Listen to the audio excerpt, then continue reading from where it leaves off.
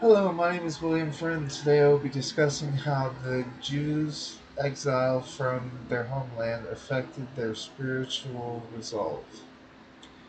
Okay, so the Jews lost their independence and were taken over by the Greeks and the Assyrians and everybody else that you can think of, and eventually the Romans. But they lost their independence.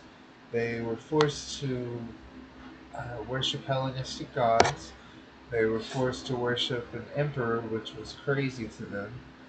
They were forced to uh, stop doing their religious practices. They were all banned. They could not circumcise.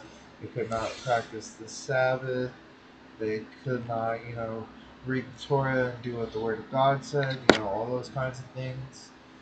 And their temple was taken over at some point, and completely redecorated with Hellenistic god idols and worship things.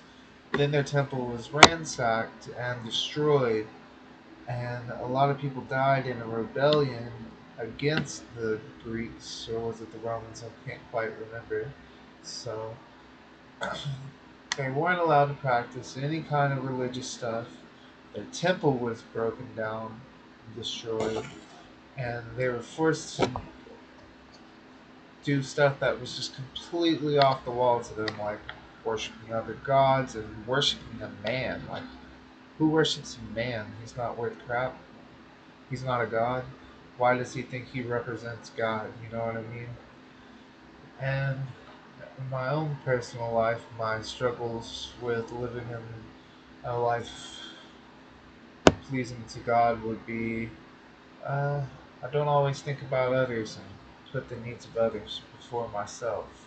I try to at times, but I don't always think about it. I don't read the Bible. I think that's about it. I hope you guys are having a good week. I know I am. Peace.